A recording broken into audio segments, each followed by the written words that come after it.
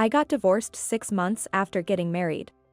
The reason was my mother-in-law and my husband Bob.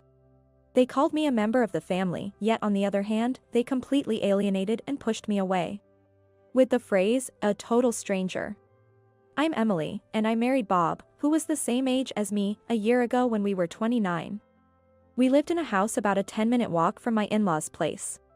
Bob had always lived with his parents, but when we started talking about marriage, we decided to rent an apartment halfway between our workplaces.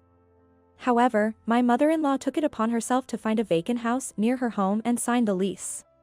From that house, it was nearly a 2-hour trip to my workplace, so I was quite resistant, but Bob accepted his mother's offer, saying, "Mom's paying the rent. Plus, it's a fairly new 2-story house with a garden. Isn't that great?" My mother-in-law, apparently the daughter of a wealthy family, had a husband who was married into her family.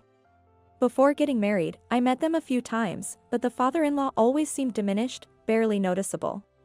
A classic case of a henpecked husband. My mother-in-law took a liking to me.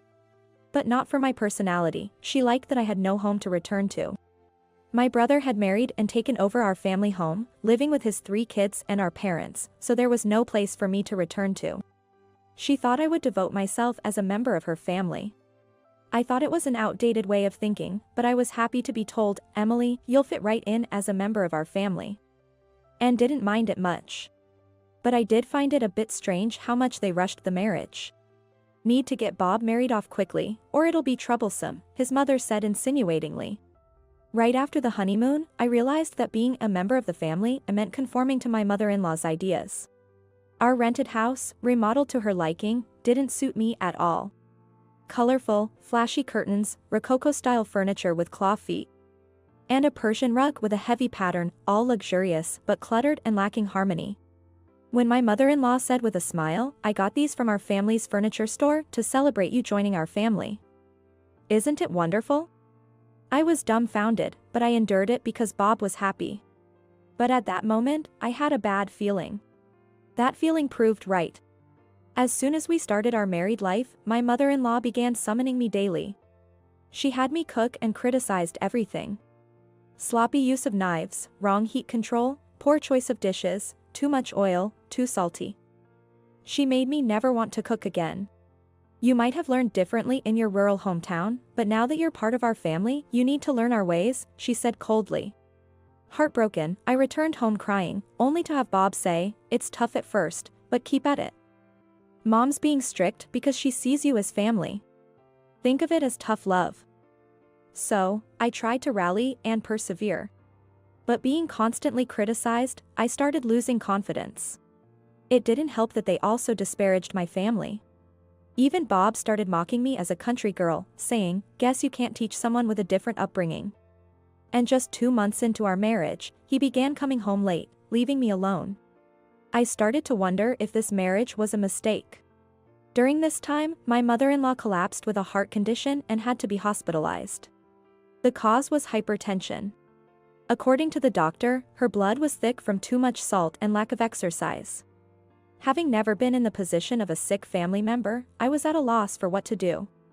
When I visited her, she yelled, "What a useless daughter-in-law. You're young and part of the family, so you should be taking care of me." Even my husband, who came with me, shrugged it off, saying, "Taking care of parents is the wife's job as a family member. I have work. So I'm leaving the post-discharge care to you." It's so unfair how they ridiculed me all this time, yet only wield the family member card when it suits them.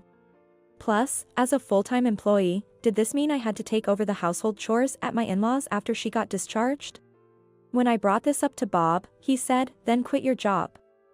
As a family member, you should prioritize family over work." I was fed up. Then, unusually, my father-in-law spoke up, "It's not right to put it all on Emily. She's part of our family, so let's share the care between me, Bob, and Emily." But my mother-in-law quickly retorted sharply, "Husband, who's been adopted into our family, has no right to give me advice. And to suggest that Bob should help, that's outrageous. I can't burden my precious son with such troubles." Faced with these cold words, my father-in-law glared at my mother-in-law for a moment, unable to contain his anger, and then left the hospital room. I was surprised to see my father-in-law so angry. At the same time, I was moved to tears that he, despite his weaker position, had stood up for me. In the car on the way back, I said to Bob about what your father said earlier, and tried to start a conversation about the future care of his mother. But Bob dismissed it, saying, "Mom doesn't like it, so forget it. You know, she doesn't trust Dad at all." According to Bob, his mother, who was the sole heiress of a wealthy family, had an arranged marriage with his father. It seems she was forced into the marriage by her father, who favored his son-in-law, and from the beginning, she looked down on her husband. She never considered him as family, but rather, she always treated him like a butler or a servant. "That's so sad for your father." I couldn't help but blurt out. To which Bob replied, "Mom only considers me as family. Dad is a stranger to her." "But he's still your father by blood, isn't he?" "Well, yes, but since Mom is the head of the family and considers Dad a stranger, that's what he is to me too." "That's terrible." "Why?" "Our family has a long lineage, and Dad, being an outsider, doesn't change his lineage." To Mom, only blood relations are trustworthy in the end. Shocked, I asked for confirmation. "So, I'm a complete stranger to both you and your mother since there's no blood relation, right?" "Well, yeah, that's about it." So much for being a part of the family. I was so angry that I decided to cut ties with such a family. After my mother-in-law was discharged, she became even more domineering. Since the original cause was hypertension, her diet needed to be the first thing to change. But since she had always ridiculed my cooking as too rural, I had no intention of cooking for her anymore. What about mine and Bob's meals? Meals cooked by a country girl like me are not suitable for someone suffering from illness. What's with that attitude? How dare you speak to me like that, a mere daughter-in-law? Oh. So I can do it? I like strong flavors, so I'll be generous with salt, pepper, and sauces. Even if you're my daughter-in-law, how can you treat your mother like this? Well, if we're not related by blood, that means we're strangers, right? Why should I bother being considerate to such a person? As I coolly responded, my mother-in-law was speechless. She immediately called Bob, who was at work, and started complaining loudly. I thought to myself, let her bark, but to my surprise, Bob left work early and came home. "What did you say to Mom?" "How could you, as a wife?"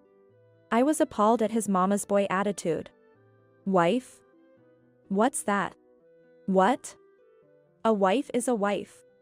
I became your wife, but I never intended to be a daughter-in-law of this house. What kind of nonsense is that? Not even making meals for Mom. I won't cook for you anymore either. You probably didn't notice this morning since you never eat breakfast." "Why not? Why should I? Why would a stranger like me make meals for free?" "Who's a stranger?" "You're my wife.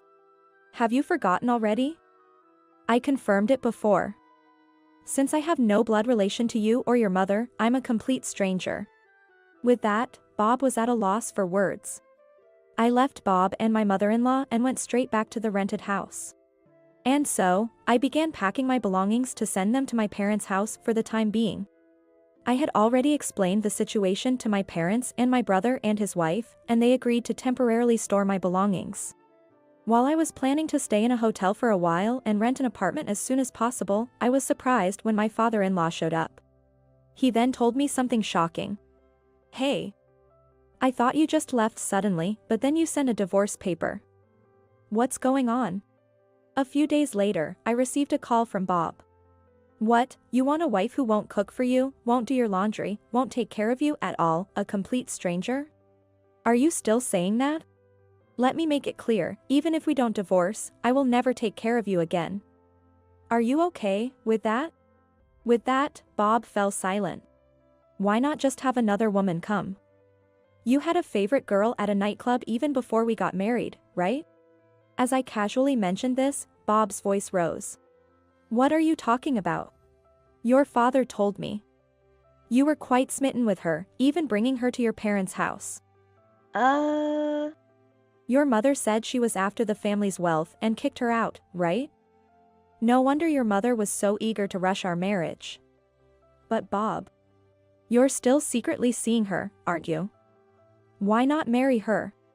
No way, that's out of the question. Mom wouldn't allow it. Well, maybe.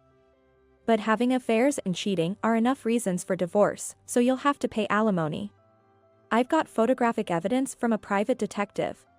No way. Goodbye. Then, and please take care of the divorce papers. I said this and hung up the phone. Serves them right.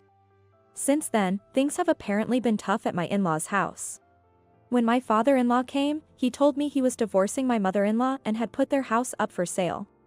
Though he was an adopted son-in-law, he was trusted by my mother-in-law's father, and the house, built by her father, was in my father-in-law's name. Moreover, my mother-in-law's father is now in debt due to failed investments and refuses to take her back.